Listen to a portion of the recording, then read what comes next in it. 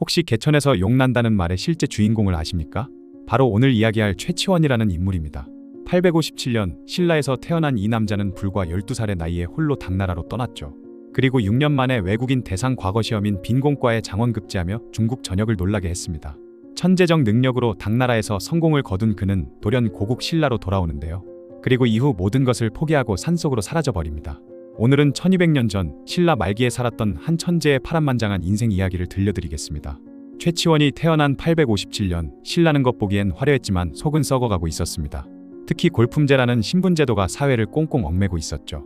골품제는 신라만의 독특한 계급제도였는데요. 혈통에 따라 진골, 육두품, 오두품 등으로 나뉘어져 있었죠.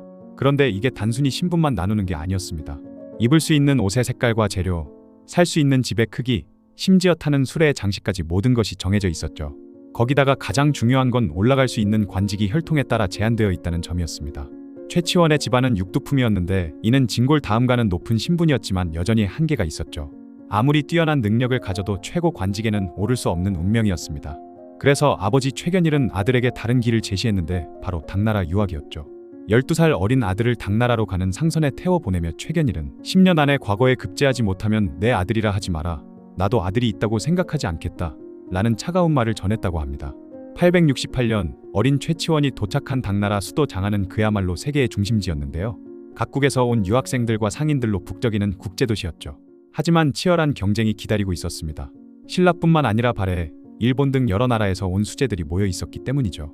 이에 최치원은 남이 100번 하면 나는 1000번 한다는 각오로 공부에 매달렸고 그렇게 10년 걸릴 일을 6년 만에 해내고 말았습니다. 874년 18살의 나이로 빈공과에 장원급제했던 것이죠. 하지만 진짜 그의 이름을 중국 전역에 알린 사건은 따로 있었는데요. 바로 황소의 난이라는 큰 반란이 일어났을 때였죠. 875년 소금 장사를 하던 황소라는 인물이 농민들을 이끌고 대규모 반란을 일으켰습니다. 반란군은 수도 장안까지 점령할 정도로 강력했죠. 이때 최치원은 절도사 고변의 휘하에서 일하고 있었는데 황소를 질책하는 경문을 썼습니다. 그 유명한 토황소 경문이었죠. 경문의 내용은 이랬습니다. 온 세상 사람들이 너를 죽이려고 하고 땅속의 귀신들도 너를 죽이려고 의논했을 것이다. 이 글을 읽은 황소가 너무 놀라서 의자에서 굴러떨어졌다는 일화가 전해집니다. 그만큼 최치원의 문장력이 뛰어났다는 거죠. 사람들은 황소를 진압한 것은 칼이 아니라 붓이었다고 말했을 정도였습니다. 이렇게 당나라에서 17년간 성공을 거둔 최치원은 885년 28세의 나이로 신라로 돌아오게 되는데요. 처음에는 대우가 나쁘지 않았습니다.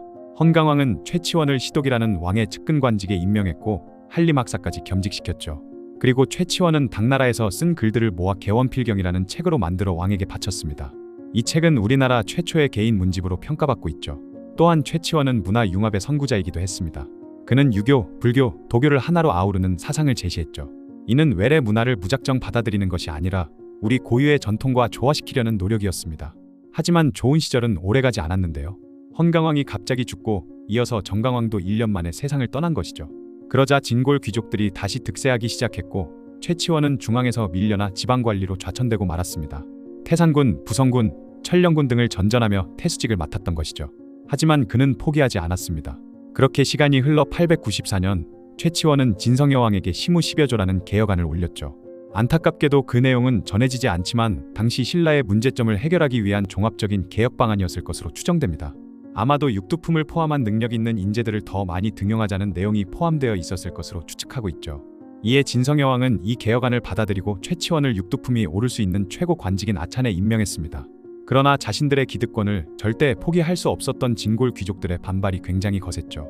심지어 당시 신라는 이미 돌이킬 수 없는 상황에 빠져 있었습니다. 889년부터 전국 각지에서 농민 반란이 일어났고 견훤과 궁예 같은 호족들이 세력을 키우고 있었죠. 그런데 최치원의 개혁이 실패한 근본적인 이유는 바로 시기가 너무 늦었다는 점입니다. 만약 그의 개혁안이 헌강왕 시절에 받아들여졌다면 신라의 역사가 바뀌었을지도 모르죠.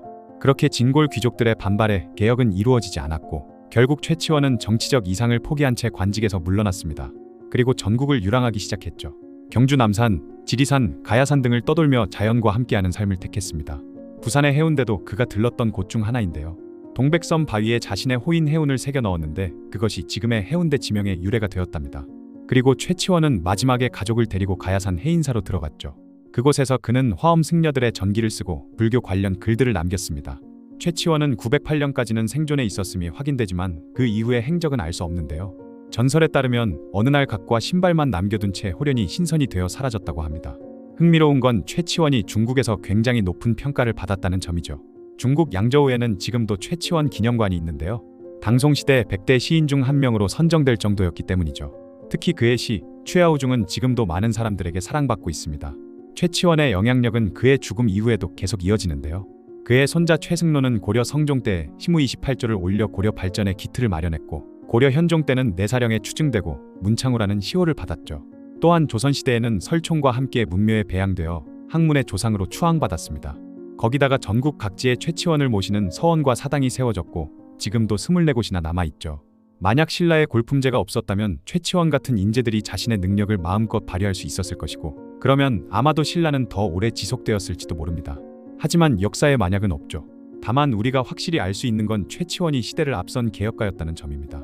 그는 신분이 아닌 능력으로 사람을 평가해야 한다고 생각했고 실제로 그런 사회를 만들기 위해 노력했습니다.